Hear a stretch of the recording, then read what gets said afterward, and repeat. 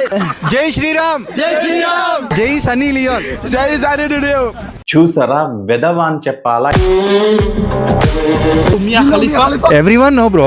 అత్యంత పవిత్రమైన భారతదేశాన్ని కలుపుతూ దాంట్లో శ్రీరాముని కలుపుతూ చర్చికి వెళ్ళకూడదు, మాస్క్ వెళ్ళకూడదు అని ఎవరైనా అనుకుంటే మీ అంత మూర్ఖులు ఎవరు లేరు. Super super super. నాకు ఒక ఫ్రెండ్ నాకు ఒక కోట్ పంపించారు, ఉన్న వాక్యాన్ని ఇతనికి పంపిస్తే అమ్మయ్య ఇది నా జీవితానికి అడాప్ట్ అయ్యింది అని ఇతను అనుకుంటున్నాడు. అందరికీ నమస్తే, జై శ్రీరామ్. ఈ మధ్య ఏంటంటే ట్రావెలింగ్కి సంబంధించిన వీడియోలు చాలా మంది చూస్తున్నారు. ఒక్కొక్క ట్రావెలర్కి ఖచ్చితంగా ఒక్కో వీడియోకి ఓ 50,000 లక్ష, ఒక 10 లక్షల పైనే వ్యూవర్షిప్ పెరుగుతూ ఉంది. చాలామంది మన తెలుగు వాళ్ళు చూస్తున్నారు. ఓకే, మనము ఆయా దేశాల యొక్క సాంప్రదాయాలు ఏంటో, అక్కడి జీవనం, అక్కడ ఉండే పరిస్థితులు, అక్కడ మనుషులు ఎలా మెదులుతారు అవన్నీ మనం చూడొచ్చు. కానీ ఈ ట్రావెలర్ సైడ్ని చెప్పుకుని మన తెలుగు వారు ఎవరైతే తిరుగుతున్నారో వాళ్ళు చాలామంది మనను మిస్గైడెన్స్ చేస్తున్నారు. ఉదాహరణకి మనం ఇప్పుడు నా అన్వేషణ యూట్యూబ్ ఛానల్ ఉంది. దాంట్లో ఏంటంటే అన్వేష్ ఈ మధ్యన అతను ట్రావెలింగ్ చేసుకునేది చేసుకోక దాంతోపాటు అనవసరపు విషయాలు అతను గెలుపుకుంటూ కావాలని ఇంకా ఎక్కువగా వ్యూవర్షిప్ రావాలని మన సనాతన ధర్మం జోలికి వచ్చాడు చూడు, అతను చేసిన మొదటి తప్పు.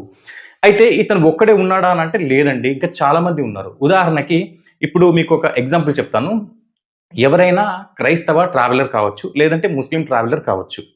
అతను ఓపెన్ స్టేట్మెంట్ ఎవడైనా ఇస్తాడా? ఏమన్నంటే మనము ఒక క్రైస్తవుడు అయ్యి ఉండి మనము టెంపుల్కి వెళ్ళొచ్చు, కొబ్బరికాయ తినొచ్చు, అలా ఎవడైతే ఈ హిందూ దేవాలయాలకు వెళ్ళకూడదు అని చెప్పే క్రైస్తవుడు ఉంటాడో వాడు అసలు క్రైస్తవుడే కాడు, వాడు ఒక మూర్ఖుడు అని అలాంటి క్రైస్తవ ట్రావెలర్ ఎవరైనా కానీ ఒక స్టేట్మెంట్ ఇవ్వగలుగుతారా? పోనీ ముస్లిమ్స్లలో కూడా కొంతమంది ట్రావెలర్స్ ఉండొచ్చు, బట్ నేను ఇంకా చూడలేదు. ఒకవేళ హిందీలో మేబీ ఉండొచ్చు, ఉండకపోవచ్చు.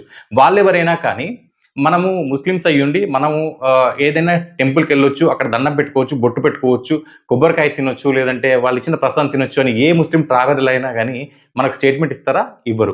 ఒకవేళ ఏ క్రైస్తవుడైనా కానీ ఆ స్టేట్మెంట్ ఇచ్చిన క్షణమే ఆ క్రైస్తవులు విశ్వాసులు అయితే ఎవరైతే ఉన్నారో ఉన్న ఫలంగా అతన్ని అన్ఫాలో చేసేసి ఒకే ఒక రోజులో 0 సబ్స్క్రైబర్స్ చేసే సత్తా ఆ యొక్క అన్య మతంలో ఉంది. కానీ ఈ మధ్యన చూస్తూనే ఉన్నాము. అతని పేరేంటి, రవి ది ట్రావెలర్ అని ఒక అతను ఉన్నాడు అనమాట. అతను ఏం చెప్తున్నాడు అనంటే, నేను సనాతన ధర్మంలో పుట్టాను, నేను హిందువుగా పుట్టాను. మొన్న కల్వరి సతీష్ గారిని వెళ్ళి కలిస్తే నన్ను క్రైస్తవుడువా అని అడుగుతున్నారు. అంతే, మన వాళ్ళు అడుగుతారు అంతే. అన్సబ్స్క్రైబ్ చేయడము, అతని వీడియోలు చూడకపోవడం లాంటివి చేయరు. స్టేట్మెంట్ ఇస్తున్నాడు, ఒకసారి చూడండి, మీకు చూపిస్తాను. నేను మొన్న కల్వరి చర్చికి వెళ్ళాను కాబట్టి నేను కన్వర్టెడ్ క్రిస్టియన్ అని మీకు ఎటువంటి డౌట్ లేకుండా నేను పుట్టింది సనాతన ధర్మంలో, నేను హిందూని.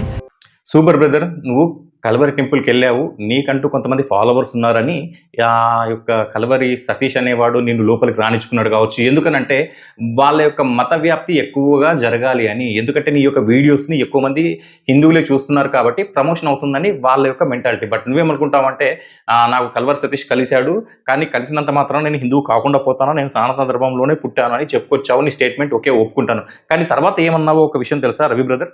చూడండి ఒకసారి మీరు ఏమంటున్నారో. ధర్మంలో ఉన్నాం కాబట్టి చర్చికి వెళ్ళకూడదు, మాస్క్ వెళ్ళకూడదు అని ఎవరైనా అనుకుంటే మీ అంత మూర్ఖులు ఎవరు లేరు మాట. Super super super. ఏం చెప్తున్నాడు అని అంటే, నిజంగానే సనాతన ధర్మం యొక్క గొప్పతనం ఏంటి అని అంటే, ఎవరు కూడా ఏ దేవునైనా మనము కొలవచ్చు, అదే విధంగా ఎక్కడికైనా ఏ గుడికైనా వెళ్ళొచ్చు. అయితే ఇదే అదునుగా చేసుకుని చాలామంది ఏమంటారంటే, దేవుడు అనేవాడు మనకు చర్చిలో ఉంటాడు, మసీదులో ఉంటాడు అని చెప్పినప్పుడు వీళ్ళేంటంటే పూర్తిగా చదవరు. ఆ యొక్క ఆయా మత గ్రంథాలని కానీ, బైబిల్ని కానీ, ఖురాన్ కానీ చదవరు. ఈయన ఏమంటున్నాడు, ఒక స్టేట్మెంట్ ఇచ్చేస్తున్నాడు. ఎవరైనా కానీ హిందువులు మీరు మసీదుకి వెళ్ళొద్దు, మీరు చర్చికి వెళ్ళొద్దు అని అంటే వాళ్ళని మూర్ఖులతో సమానము అని చెప్తున్నాడు ఇక్కడ. చూసారా? అంటే హిందూ అనేవాడు మాత్రము చర్చికి వెళ్ళాలి, వాళ్ళు ఇచ్చే కేకులు తినాలి, వాళ్ళు చేయించుకునే ప్రార్థనలు చేయించుకోవాలి. కానీ అదే క్రైస్తవుడికి వీళ్ళు ఎందుకు బుద్ధి చెప్పరు?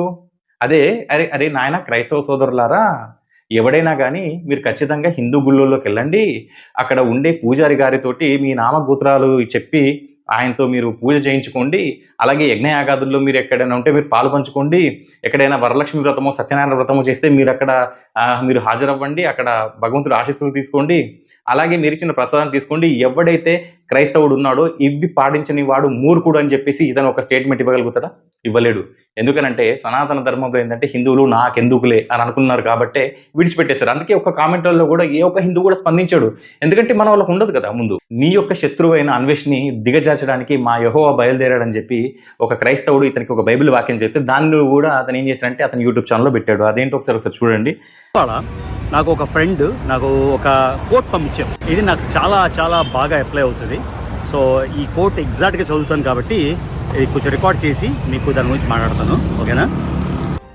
ఏముందంటే hold on to your God in your shame and he will revive your. చూసారా, ఇక్కడ దీన్ని తెలుగులో చెప్పాలంటే నా మీదికి లేచిన వారిని నా క్రింద అణచివేసి తిని. ఇది ఎవరు చెప్తారు? బైబిల్లో యెహోవా వాక్యం ఇది. అంటే ఇప్పుడు విగ్రహారాధికులు కానీ నేను పూజించను అయ్యా యెహోవా అంటే ఆ యెహోవా ఏం చేస్తాడు? అణచివేస్తాడు. అయితే ఈ యొక్క రవి అనే ఒక ట్రావెలర్ని ఎవరు ఇన్ఫ్లుయెన్స్ చేస్తున్నారు? ఇతనే ఇన్ఫ్లుయెన్సర్ అనుకుంటే ఇతన్ని ఇన్ఫ్లుయెన్స్ చేసేంత ఎవరికి ఉందంటే ఒక క్రైస్తవుడికి ఉంది. ఒక క్రైస్తవుడి స్నేహం పట్టాడు. అతను ఏం చేశాడు? బైబిల్లో ఉన్న వాక్యాన్ని ఇతనికి పంపిస్తే అమ్మయ్య ఇది నా జీవితానికి అడాప్ట్ అయ్యింది అని ఇతను అనుకుంటున్నాడు. అంటే ఇది రేపో మాపో వీళ్ళు కూడా కరెక్ట్గా కూర్చొని ఒక వారం రోజులు వీళ్ళ బ్రెయిన్ వాష్ చేసేసి సింపుల్గా మతం మారిపోయి మెంటాలిటీ వీళ్ళకు ఎక్కువ మంది ఫాలో అవుతారు. ఏంటంటే నిజంగానే మరి సనాతన ధర్మంలో ఏముంది, మరి మన ఆచారాలు ఏ విధంగా పాటించాలి, ఏ మతాలు మన ధర్మంపై దాడి చేస్తే మనం ఏ విధంగా వాళ్ళకి ఆన్సర్ ఇవ్వాలనే కనీస జ్ఞానం కూడా ఉండకుండానే వీళ్ళంతా ప్రపంచాలు చుట్టేస్తున్నారు. ఇంకొక అద్భుతం చూపిస్తాను.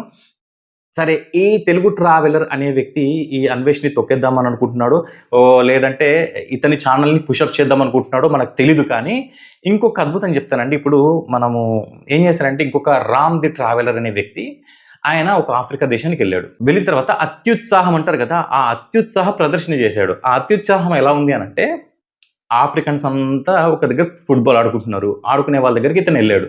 వెళ్ళిన తర్వాత ఏం చేశాడు?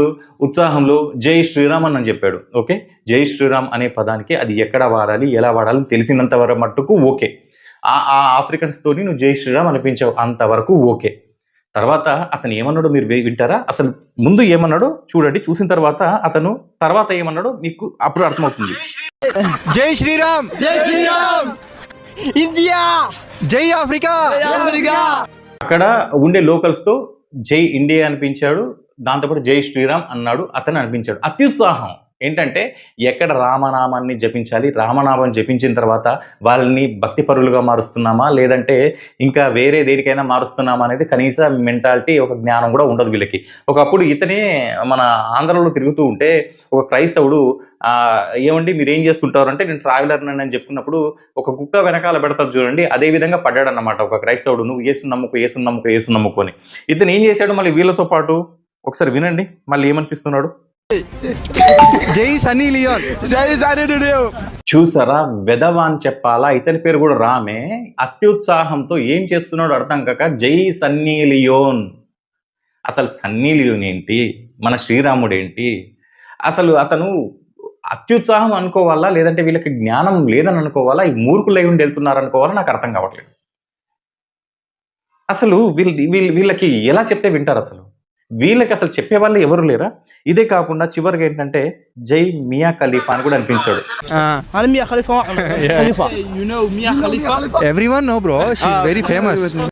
చూసారా, తర్వాత ఆఫ్రికన్ వచ్చి మియా ఖలీఫా అని పలకడం రాకపోతే ఇతను ఏమంటున్నాడు? మియా ఖలీఫా ఎవ్రీవన్ నో బ్రో.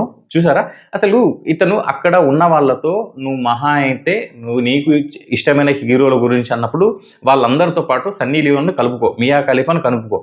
కానీ అత్యంత పవిత్రమైన భారతదేశాన్ని కలుపుతూ దాంట్లో శ్రీరాముని కలుపుతూ నీకు ఎలా అనాలనిపించింది?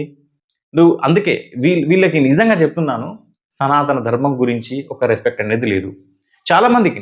నిజంగా చెప్తున్నాను, ఎందుకంటే మన దాంట్లో గట్టిగా పట్టుకొని అడిగి వాళ్ళు లేరు కదా. ఇప్పుడు ఇలా పట్టుకొని తంతారు అనే భయం లేదు కాబట్టే వాడు అన్వేష్ అనేవాడు నిన్నాక మొన్న థాయిలాండ్లో ఒక న్యూ ఇయర్ సెలబ్రేషన్స్ తిరిగాడు. అక్కడ కూడా మన తెలుగు వాళ్ళు కలిసినప్పుడు వాడిని చూసిన తర్వాత మొట్టమొదటి మాట ఏమన్నారంటే ఆటగాడు అన్నారు. కానీ ఒక నిజంగా ఒక సనాతన ధర్మం గురించి గట్టైన పట్టు ఉంటే పట్టుకొని మరి కొడతారు అసలు. కానీ లేదు కదా మన దాంట్లో.